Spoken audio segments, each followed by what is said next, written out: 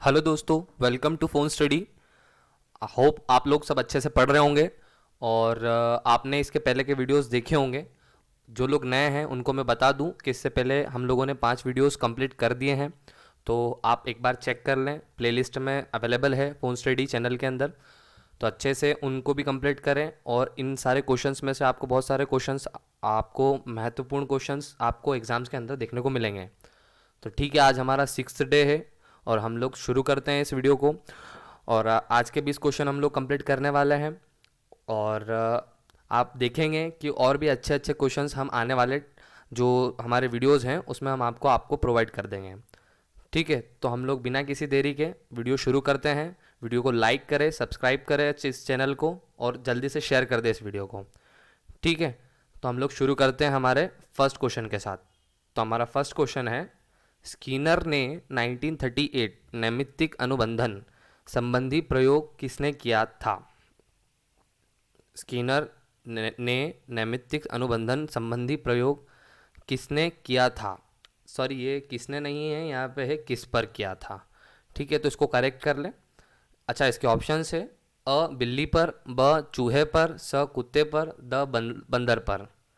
ठीक है, तो आज मतलब हर बार की तरह आपके पास में 10 सेकेंड है, तो फटाफट से इसका आंसर कमेंट बॉक्स में लिखें। ठीक है, आपके पास में 10 सेकेंड है।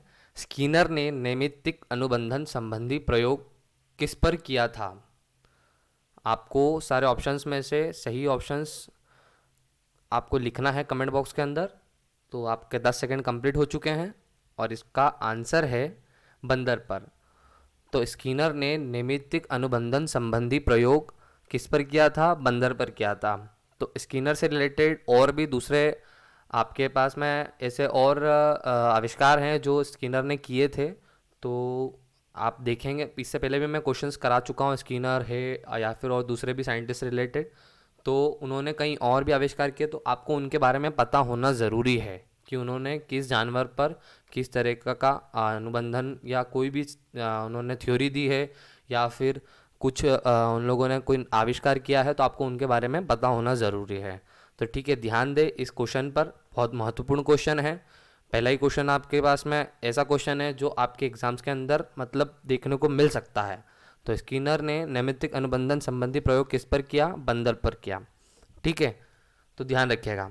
अब हम लोग देखते हैं आज का सेकंड क्वेश्चन। तो सेकंड क्वेश्चन है, क्रियात्मक अनुबंधन का सिद्धांत किसकी देन माना जाता है? अच्छा, इसके पहले वाला क्वेश्चन हम लोग फिर से देखते हैं एक बार। स्कीनर ने नैमित्तिक अनुबंधन, यहाँ पे नैमित्तिक अनुबंधन है और इस क्वेश्चन के अंदर हम लोग देखते हैं कि क्रियात्मक अनुबंधन है, तो आप कंफ्यूज ना हो। ठीक है, और इसके ऑप्शंस पढ़ता हूँ मैं आपके लिए एक बार। इसके ऑप्शन है: अ थॉर्नडाइक की, ब पावलोव की, स स्कीनर की, द उपयुक्त में से कोई नहीं। तो आपके पास में 10 सेकेंड है इसका आंसर करने के लिए। फटाफट से इसका आंसर करें कमेंट बॉक्स के अंदर। आपकी स्पीड मेंटेन रखें और जल्दी से सही आंसर, सही ऑप्शन आप कमेंट बॉक्स के अंदर लिखें, जिससे आपकी अच्छी हैबिट मेंटेन होगी। ठीक है, तो क्वेश्चन को ध्यान से पढ़ें। क्रियात्मक अनुबंधन का सिद्धांत किसकी देन माना जाता है? आपका समय पूरा हो चुका है, जो कि 10 सेकेंड था। ठीक है, इसका आंसर है स्कीनर की। तो क्रियात्मक अनुबंधन का सिद्धांत किसकी देन माना जाता है? स्कीनर की। दोनों ही स्कीनर आंसर है। इसके पहले वाला क्वेश्चन था, स्कीनर ने नैमित्तिक अनुबंधन संबंधी प्रयोग किस पर किया था? बंदर पर किया था। और इस वाले क्वेश्चन में हम लोगों ने देखा कि क्रियात्मक अनुबंधन का सिद्धांत किसने दिया था? वो स्कीनर ने दिया था। तो ठीक है, कंफ्यूज ना हो। अब हम लोग आगे बढ़ते हैं आज के थर्ड क्वेश्चन की तरफ। और आज का थर्ड क्वेश्चन है, संज्ञानात्मक मानचित्र का प्रत्यय दिया किसने दिया? ये हमको देखना है। इसके ऑप्शन है: अ बंडूरा ने, ब टॉलमेन ने, स लेविन ने, द फ्राइड ने। तो ऑप्शंस ध्यान से पढ़े। हर कोई साइंटिस्ट महत्वपूर्ण है और बहुत सारे अलग अलग आप क्वेश्चंस, जिसे जैसे ज़्यादा ज़्यादा क्वेश्चन करते जाएंगे आप कंफ्यूज ना हो। तो आपको ध्यान रखना है कि कौन सा आविष्कार किसने किया था और किस जानवर पर किया था, कैसे किया था और क्या उन्होंने थ्योरी दी हुई है। ठीक है, तो इसका आंसर करें। संज्ञानात्मक मानचित्र का प्रत्यय दिया किसने दिया? इसके ऑप्शंस मैं पढ़ चुका हूँ। ठीक है, आपके पास में 10 सेकेंड है, तो फटाफट से इसका आंसर करें। ठीक है, ज़्यादा समय लेने की ज़रूरत नहीं है, आपको एक बार पढ़ने से ही समझ में आ जाना चाहिए, सिर्फ साइंटिस्ट का नाम है। ठीक है, तो आपके 10 सेकेंड कंप्लीट हो चुके हैं और इसका आंसर है बंडूरा ने दिया था। तो संज्ञानात्मक मानचित्र का प्रत्यय किसने दिया था? बंडूरा ने दिया था। तो आपको याद रखना है इसका आंसर भी, और ये क्वेश्चन देख देख लें आप एक बार। तो इस तरीके के क्वेश्चंस और भी आगे आपको देखने को मिलेंगे। ठीक है, अब हम लोग देखते हैं आज का फोर्थ क्वेश्चन। फोर्थ क्वेश्चन है अभिप्रेरणा का अधिगम है। अभिप्रेरणा का अधिगम है, इसके ऑप्शंस है अ मुख्य अंग, ब सहायक अंग, स कोई अंग नहीं है, द कार्य है। तो ऑप्शंस को ध्यान से पढ़ें और इसका आंसर करें। और छोटा सा ही क्वेश्चन है, जल्दी से इसका आंसर करें, आपके पास में 10 सेकेंड्स है। वीडियो को लाइक करते रहें दोस्तों। आज हमारा 6th डे है, इससे पहले हम लोगों ने 5 और वीडियोस कंप्लीट कर चुके हैं। आपने नहीं देखे हैं तो प्लीज़ एक बार जाकर ज़रूर देखें, आपको और भी क्वेश्चंस देखने को मिलेंगे। तो इसका आंसर देखते हैं। अभिप्रेरणा का अधिगम किसने दिया? अभिप्रेरणा का अधिगम है, क्या है? सहायक अंग। तो अभिप्रेरणा का अधिगम है सहायक अंग। ठीक है, आपको ध्यान रखना है इसका आंसर। ठीक है, इसमें क्वेश्चंस में आप ऑप्शंस के अंदर कंफ्यूज ना हो जाए। ठीक है, तो इसका हम लोग देखते हैं नेक्स्ट 5th क्वेश्चन। और हमारा 5th क्वेश्चन है आज का, प्रगति की प्रक्रिया को अधिगम कहते हैं। प्रगति की प्रक्रिया को अधिगम कहते हैं, यह कथन किसने दिया है? तो इसके ऑप्शंस है अ गेट्स एंड अदर्स ने, ब ट्रीमैन ने, स वुडवर्थ ने, द बर्न ने। तो ऑप्शंस को ध्यान से पढ़े, मैंने आपको पढ़ के बता दिए हैं। गेट्स एंड अदर्स ने, ट्रीमैन ने, वुडवर्थ ने या बर्न ने। जल्दी से इसका आंसर करें। साइंटिस्ट के नाम याद करना बड़ा आसान भी है और थोड़ा कठिन भी पड़ता है। हम लोगों को उनकी जो भी रचनाएं हैं उसके बारे में पता होना बहुत ज़रूरी है, और ख़ास करके सब्जेक्ट के हिसाब से आपको बहुत सारे क्वेश्चंस जो प्रीवियस ईयर में पेपर में आप देखेंगे तो आपको बहुत सारे ऐसे क्वेश्चंस और भी देखने को मिलेंगे। तो ठीक है, इसका आंसर है गेट्स एंड अदर्स ने। तो प्रगति की प्रक्रिया को अधिगम कहते हैं, यह कथन गेट्स एंड अदर्स ने दिया था। ठीक है, आपको याद रखना है। अब हम लोग देखते हैं आज का 6th क्वेश्चन। तो 6th क्वेश्चन है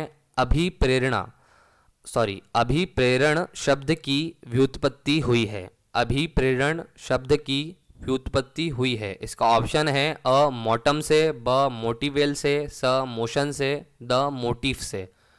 तो ऑप्शंस इसके कई हद तक एक दूसरे से सिमिलर है, एक से एक जैसे दिख रहे हैं, आपको उनका ध्यान रखना है। जल्दी से इसका आंसर करें। ठीक है, आपके पास में मात्र 10 सेकेंड है और ये काफ़ी है। और आप इसका आंसर कमेंट बॉक्स के अंदर लिखें, एक आदत बनाएं जिससे आपको आपका समय भी बचेगा। एग्जाम्स में आप देखेंगे कि आप जल्दी से ज़्यादा क्वेश्चन कर पाएंगे। तो ठीक है, इसका आंसर है मोटम से। अभिप्रेरण शब्द की व्युत्पत्ति मोटम से हुई है। ठीक है, आपको याद रखना है। अब देखते हैं हम लोग आज का 7th क्वेश्चन। और 7th क्वेश्चन है अल्पकालीन समृद्धि निम्न में से कितनी अवधि की होती है? अल्पकालीन समृद्धि निम्न में से कितनी अवधि की होती है? इसके ऑप्शंस है अ 10 सेकेंड, ब 20 सेकेंड, स 30 सेकेंड, द 40 सेकेंड। तो छोटा सा ही क्वेश्चन है और 10 सेकेंड आपका समय शुरू हो चुका है। 10 सेकेंड का समय है आपके पास में, जल्दी से इसका आंसर करें। अल्पकालीन समृद्धि निम्न में से कितनी अवधि की होती है? तो इसका आंसर है, बिना समय हम लोग देखते हैं कि 30 सेकेंड इसका आंसर है। तो अल्पकालीन समृद्धि निम्न में से कितनी अवधि की होती है? 30 सेकेंड की होती है। तो याद रखना है आपको। ठीक है, अब हम लोग देखते हैं नेक्स्ट क्वेश्चन। आज का क्वेश्चन नंबर 8, अधिगम की प्रक्रिया में निम्नलिखित में से कौन सी विशेषताएं होती है? इसके ऑप्शन है अ व्यवहार में परिवर्तन, ब परिपक्वन से नहीं, स अर्जित, द उपरोक्त सभी। ठीक है, तो आपके पास में 10 सेकेंड है, जल्दी से इसका आंसर करें। अधिगम की प्रक्रिया में निम्नलिखित में से कौन सी विशेषताएं होती है? व्यवहार में परिवर्तन, परिपक्वन से नहीं, अर्जित, उपरोक्त सभी। तो इसका ऑप्शन है उपरोक्त सभी। व्यवहार में परिवर्तन, परिपक्वन से नहीं, अर्जित, ये तीनों ही अधिगम की प्रक्रिया में विशेषताएं होती है। तो ठीक है, हम लोग देखते हैं आज का next question. Next question 9th number का 9th क्वेश्चन देखते हैं हम लोग। अनुभव द्वारा व्यवहार में परिवर्तन लाना ही अधिगम है। अनुभव द्वारा व्यवहार में परिवर्तन लाना ही अधिगम है, यह कथन है। किसके द्वारा दिया गया ये कथन, ये हमको बताना है। इसका ऑप्शन है अ क्रो एवं क्रो का, ब गेट्स महोदय का, स स्किनर का, द गिलफोर्ड महोदय का। तो ठीक है, इसका आंसर करें जल्दी से।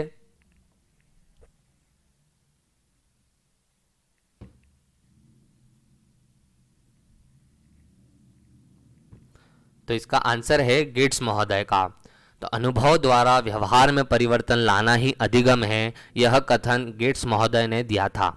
ठीक है, आपको याद रखना है, महत्वपूर्ण क्वेश्चन है। और अभी इससे पहले मैं आज के दिन आपके लिए ज़्यादा से ज़्यादा सिर्फ यही क्वेश्चंस लेके आया हूँ जो हमारे आविष्कारों और इनसे रिलेटेड है। तो ये क्वेश्चंस आपके लिए बहुत ज़्यादा महत्वपूर्ण रखते हैं। आज के सेशन में आपने देखे नहीं करते, आपने अभी तक 5 से 7 क्वेश्चन ऐसे देख लिए होंगे जिसमें सिर्फ साइंटिस्ट के नाम ही हैं। तो ये बहुत ही ज़्यादा महत्वपूर्ण क्वेश्चन है, इनमें से मैक्सिमम क्वेश्चंस आपको एग्जाम्स के अंदर ज़रूर देखने को मिलेंगे। तो कंटिन्यूटी मेंटेन रखना है, रोज़ हम लोग कम से कम 20 क्वेश्चन करने वाले हैं और ये आपको बहुत हेल्प करेगा आपके एग्ज़ाम्स में। ठीक है, तो हम लोग देखते हैं अब आज का 10th क्वेश्चन। और 10th क्वेश्चन है डंडे के भय से। इसके ऑप्शंस है अ व्यवस्था स्थापित हो सकती है, ब अनुशासन पूरा रहता है, स व्यवस्था तो हो सकती है पर अनुशासन होना ज़रूरी नहीं, ठीक है, द आत्मानुशासन पैदा होता है। तो इसके ऑप्शंस मैंने पढ़ दिए हैं, आपके पास में 10 सेकंड है, जल्दी से इसका आंसर करें। ठीक है, बिना किसी देर लगाए आप इसका आंसर करें जल्दी से। और बहुत ही कॉमन क्वेश्चन है, एक सिचुएशन से रिलेटेड, जो मैंने आपको बताया था कि इस तरीके के क्वेश्चंस और भी हैं, देखने को मिलेंगे आपको। ठीक है, तो इसका आंसर है व्यवस्था तो हो सकती है पर अनुशासन होना ज़रूरी नहीं। तो अब ये तो आपको ज़्यादा समझाने से कोई मतलब नहीं है, आप देख सकते हैं ऑप्शंस के अनुसार ही हम लोग के, हाँ ये क्वेश्चंस के हिसाब से ये ऑप्शन ज़्यादा सटीक है। और हमें हमारे खुद के दिमाग से, क्योंकि ये सारे क्वेश्चन ज़रूरी नहीं है आपको आपको बुक से ही मिले, इस तरीके के जो कंडीशंस वाले क्वेश्चंस रहते हैं ये आपको कुछ किसी भी तरीके के क्वेश्चंस दिए जा सकते हैं। तो आपको एक अच्छे शिक्षक के हिसाब से आपको सही ऑप्शन को चुन के आंसर देना है। ठीक है, तो आज का देखते हैं हम लोग 11th क्वेश्चन। 11th क्वेश्चन है शिक्षण क्रिया तब तक उद्देश्य में सफल नहीं हो सकती जब तक छात्र, शिक्षण क्रिया तब तक उद्देश्य में सफल नहीं हो सकती जब तक छात्र। इसके ऑप्शंस है अ अनुशासित ना हो, ब निष्ठावान ना हो, स इसके लिए इच्छुक ना हो, द अन्वेषी ना हो। तो ठीक है, आपके पास में 10 सेकेंड है इसका आंसर करने के लिए, फटाफट से इसका आंसर करें, कमेंट बॉक्स के अंदर लिखें। आपको वीडियो अच्छा लग रहा है तो आप लाइक करें, और इसके पहले कि अगर आपने वीडियो नहीं देखे हैं तो ज़रूर जाकर देखें। ठीक है, तो इसका आंसर है इसके लिए इच्छुक ना हो। तो शिक्षण क्रिया तब तक उद्देश्य में सफल नहीं हो सकती है जब तक छात्र इसके लिए इच्छुक ना हो। तो अगर उसकी इच्छा नहीं होगी तो वो शिक्षण क्रिया का कोई मतलब नहीं है, उसका उद्देश्य सफल नहीं हो सकता। ठीक है, बहुत ही कॉमन क्वेश्चन है, आपने इस तरह के क्वेश्चंस पढ़े होंगे। और ठीक है, क्या आपकी रियल लाइफ से रिलेट करते हैं, ध्यान देना है आपको। ठीक है, अगला क्वेश्चन देखते हैं हम लोग, क्वेश्चन नंबर 12। यदि आपकी कक्षा में कोई छात्र अप्रासंगिक प्रश्न पूछता है तो शिक्षक के रूप में आप, जैसा कि मैंने आपको पहले ही बताया, इस तरीके के क्वेश्चन देखने को मिलेंगे आपको।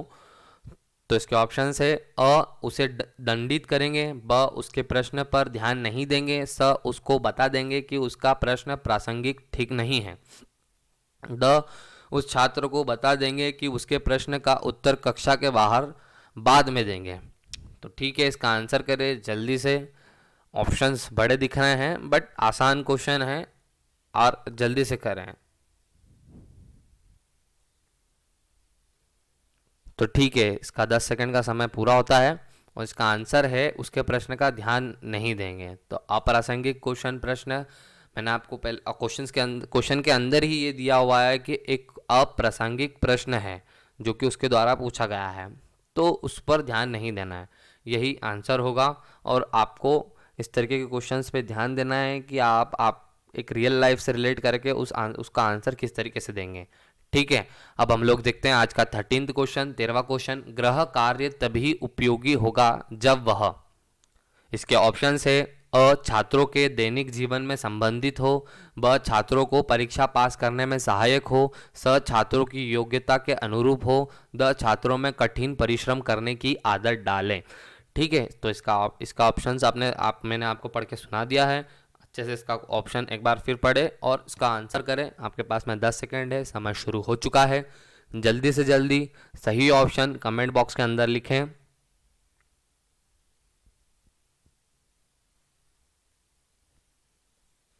ठीक है, इसका 10 सेकंड का समय आपका संपूर्ण हो चुका है और इसका आंसर है छात्रों की योग्यता के अनुरूप हो। तो गृह कार्य तभी उपयोगी होगा जब वह छात्रों की योग्यता के अनुरूप हो। अगर वह छात्र नहीं कर पाए तो ऐसा गृह कार्य देने से उसका कोई मतलब नहीं बनता है। ठीक है, और अगर हम लोग ज़्यादा ही ईजी, ज़्यादा ही अगर कठिन ना हो, मतलब बहुत सरल दे दिया जाएगा तो वो भी कुछ मतलब का नहीं है। तो इस तरीके का गृह कार्य देना है ताकि उससे छात्र को कुछ सीखने को मिले, वह कोशिश करे और कुछ नया सीखे। ठीक है, अब हम लोग देखते हैं आज का 14th क्वेश्चन। आज का 14th क्वेश्चन है, कक्षा शिक्षण में विद्यार्थी तब तक ध्यान केंद्रित नहीं करेंगे जब तक। इसके ऑप्शन से अ उनमें जिज्ञासा पैदा नहीं की जाएगी, ब उनमें कड़ा अनुशासन नहीं होगा, स उनसे प्रश्न नहीं पूछे जाएंगे, द शाम पट्ट प्रयोग नहीं किया जाएगा। ठीक है, तो इसके ऑप्शंस ध्यान से आपने पढ़ लिए होंगे। इसका आंसर करें, जल्दी से जल्दी इसका आंसर करें। 10 सेकंड का समय है आपके पास में, जो कि शुरू हो चुका है।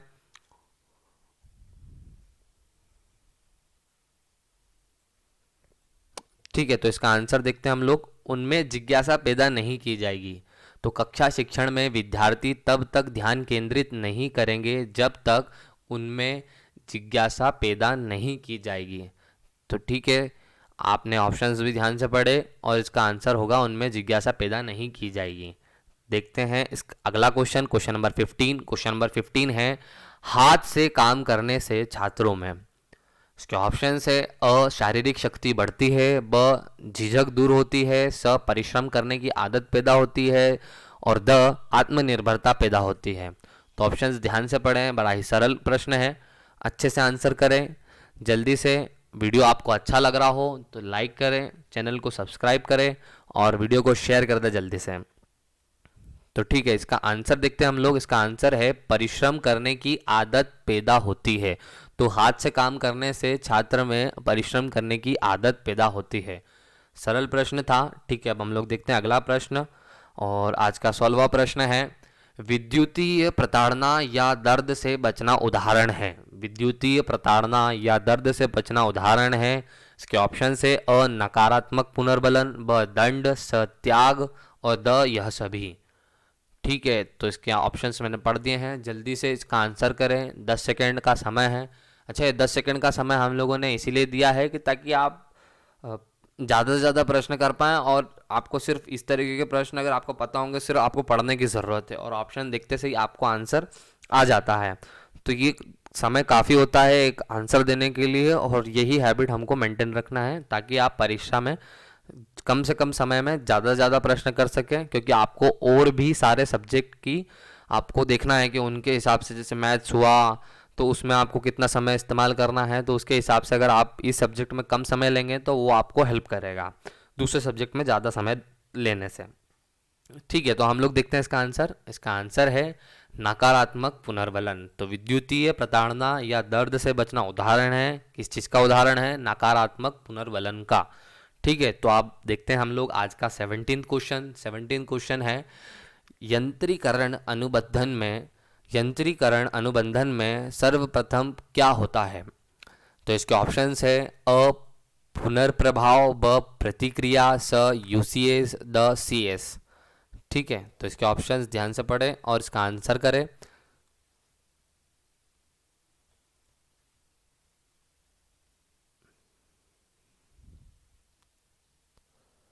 तो ठीक है, समय समाप्त हो चुका है। इसका आंसर देखते हैं, सीएस। यंत्रीकरण अनुबंधन में सर्वप्रथम क्या होता है? तो क्या होता है? सीएस होता है। ठीक है, हम लोग देखते हैं आज का 18th क्वेश्चन। अधिगम की प्रयत्न और भूल विधि में निम्नलिखित में से किसने पहले प्रयोग किए थे? अधिगम की प्रयत्न और भूल विधि में निम्नलिखित में से किसने पहले प्रयोग किए थे? हमें उस साइंटिस्ट का नाम बताना है। ठीक है, इसके ऑप्शन से अ पावलोव, ब स्किनर, स वर्दायमर, द थॉर्नडाइक। ठीक है, तो ध्यान से इसका आंसर करें। आपके पास में 10 सेकेंड हैं जो कि शुरू हो चुके हैं। जल्दी से ध्यान से आपको पढ़ना भी है और आपको आंसर भी करना है। आंसर को कमेंट बॉक्स में लिखना है, ठीक है। और इसका आंसर है थॉर्नडाइक। अधिगम की प्रयत्न और भूल विधि में निम्नलिखित में से किसने पहले प्रयोग किए थे? तो वो थॉर्नडाइक ने किए थे। आपने थॉर्नडाइक से रिलेटेड दूसरे भी क्वेश्चन देखे थे। इसके पहले वाले सेशंस में मैंने बहुत सारे क्वेश्चंस करवा चुका हूँ मैं ऑलरेडी, तकरीबन 50 से 60 क्वेश्चन मैंने करवाए। उसमें से साइंटिस्ट से रिलेटेड बहुत सारे क्वेश्चन हैं और अच्छे क्वेश्चन हैं, महत्वपूर्ण क्वेश्चन हैं। तो आपको उनके बारे में भी पढ़ना है और वो आपको ज़रूर काम आएंगे। आपके आने वाली परीक्षा में आप देखेंगे कि उनसे रिलेटेड आपको प्रश्न परीक्षा में देखने को मिले, ठीक है। अब हम लोग अगला देखते हैं 19th क्वेश्चन। ज्ञान छोटे अंशों को एक तार्किक क्रम में व्यवस्थित करने को अभिक्रम तथा इसकी संपूर्ण प्रक्रिया को अभिक्रमित अध्ययन कहते हैं। यह कथन है, प्रश्न को ध्यान से पढ़े, बड़ा है, बाकी बड़ा आसान है। अगर आपने एक बार पढ़ा तो आपको समझ में आ जाएगा कि ये किसका कथन है। सिर्फ उस साइंटिस्ट का नाम आपको पता होना चाहिए, ठीक है। तो इसके ऑप्शंस में एक बार पढ़ देता हूँ। इसके ऑप्शंस है अ स्टॉफल का, ब एफडीएल का, स बेस्ले का, द स्किनर का। तो जल्दी से इसका आंसर करें। और सॉरी, मैंने ऑलरेडी आपका नेक्स्ट क्लिक कर दिया है, और ठीक है, अब मैं फिर भी 10 सेकंड देता हूँ। जल्दी से इसका आंसर करें, 10 सेकंड का समय है आपके पास में।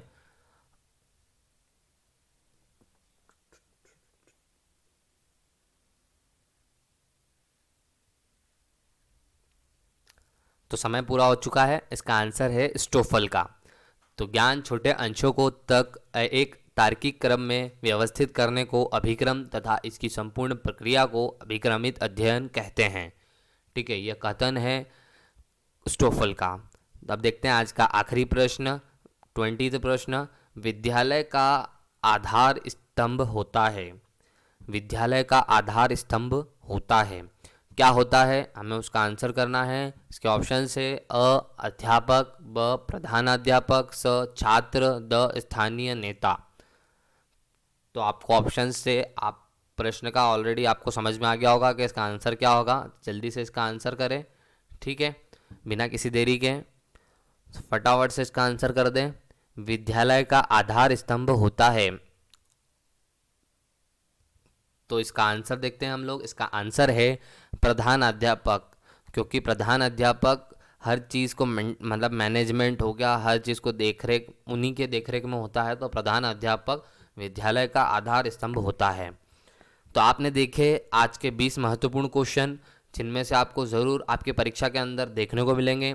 और आज मैंने बेसिकली फोकस किया साइंटिस्ट के ऊपर, और अच्छे अच्छे क्वेश्चंस मैंने आपके लिए तैयार किए, और आपने देखे अच्छे अच्छे क्वेश्चंस। और इसके पहले जो आपने जिसने अगर किसी ने वीडियो नहीं देखे हैं, अगर कोई नया है जो ये वीडियो पहली बार देख रहा है, तो मैं उससे मतलब एक बार जाके देखे वो सारे वीडियोस, पुराने वीडियोस जो हमने 4 से 5 वीडियोस अभी तक कंप्लीट कर चुके हैं, उससे आपके बहुत सारे भी क्वेश्चन कंप्लीट हो जाएंगे। तो ठीक है, आज का ये महत्वपूर्ण क्वेश्चंस के लिए मैंने आपको बता दिए हैं, और इसके पहले भी आप अगर आपने नहीं देखे हैं तो एक बार जाके देख लें। तो ठीक है, हम लोग अब अगले वीडियो के तैयारी करते हैं। और मैं आपसे अगर कोई आपके दिमाग में कुछ और टॉपिक है जो आप जिसके बारे में बताना चाहते हैं और आप उस पर वीडियो चाहते हैं, तो प्लीज़ लिखें। और आप और भी इस वीडियो के अंदर या इन क्वेश्चन से रिलेटेड कुछ चेंजेस चाहते हैं तो प्लीज़ कमेंट करें। और धन्यवाद इस वीडियो को देखने के लिए। हम लोग और ज़्यादा से ज़्यादा इस वीडियो को आप लाइक करें, शेयर करें, सब्सक्राइब करें इस चैनल को। धन्यवाद, जय हिंद।